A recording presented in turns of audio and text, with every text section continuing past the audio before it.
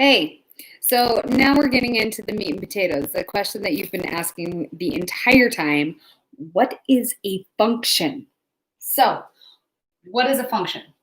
Let's start off right away with the definition. What is a function? A function is a relationship, is a relation.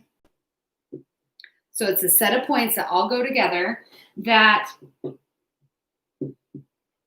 have for every domain value one and only one range value.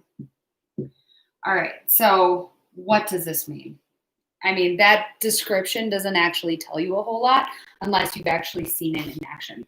So a function is a relation that for every domain value, one and only one range value occurs. So essentially, if I were to put an x value into a function, into an equation, out will pop a y value.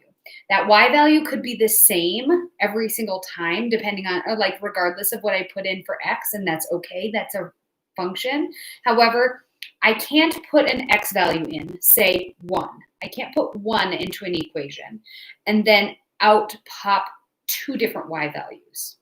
So essentially, that would cause the machine to break. It's one of those things where if I were to put a like ground beef patty into a hamburger machine and out would pop a chicken and a hamburger. Like the hamburger makes a whole lot of sense, but the chicken doesn't. That means the machine's broken. There's something going on inside that machine that's not working.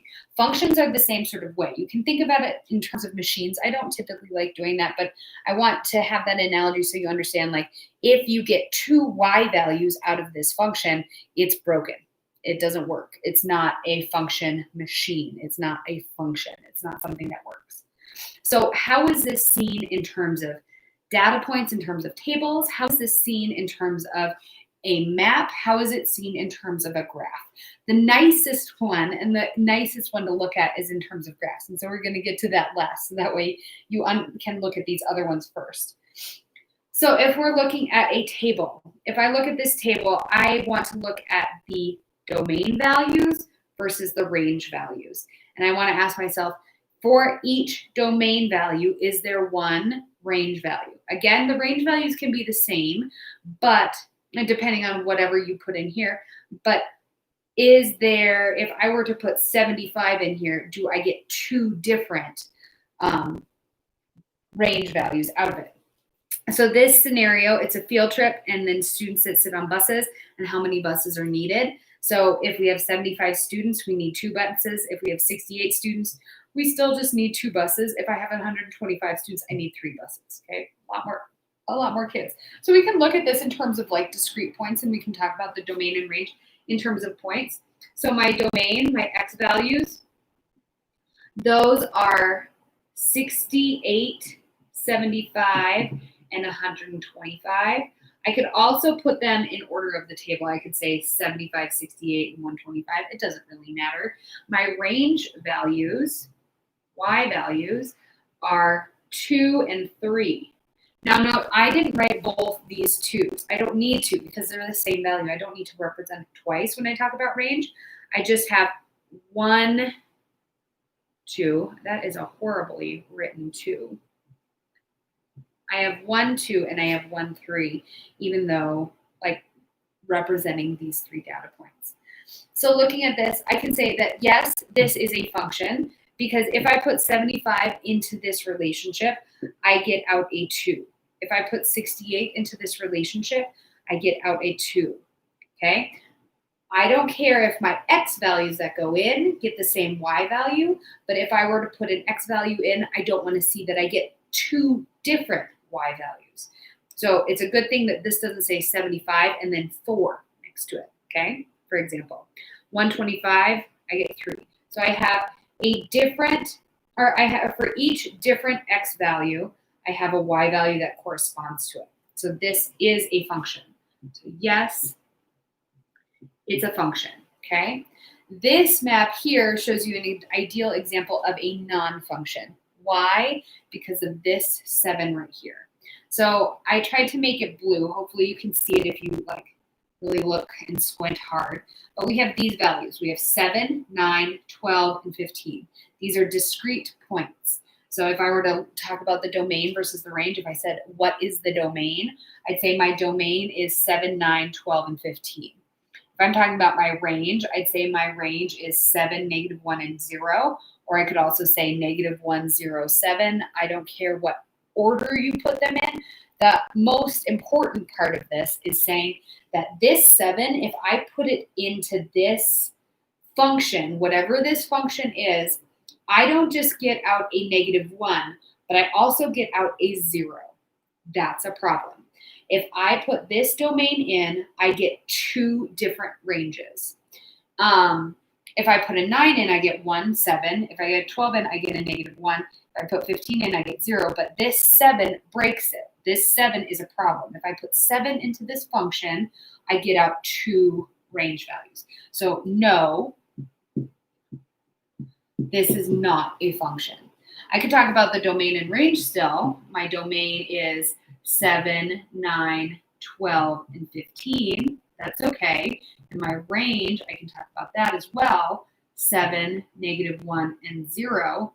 But this is not a function because this 7, this domain, came out with 2 different range values. Now let's look at what that looks like in terms of graphs. And this is awesome. I love graphs for this exact reason because you can truly see things. So if you wanted to, you could plot all of this on a graph or this on a graph, and you would see this exact problem manifest itself in terms of these graphs here. So what's neat about seeing a function in terms of a graph, you can do what's called the vertical line test. I love the vertical line test. I love it because it gives me a very clear understanding of what I'm supposed to be looking at. So a vertical line test says that if I were to take a vertical line and pass it on this graph from left to right, if my graphed line on there, or graphed curve or whatever, touches this vertical line in one and only one place the entire time, I have a function. So if I were to look at this line here that has been graphed and draw a vertical line, it is only going to touch this vertical line like down here, and then it touches it here. It only touched it in one place the whole time. Okay, so this is a function. This is a good one.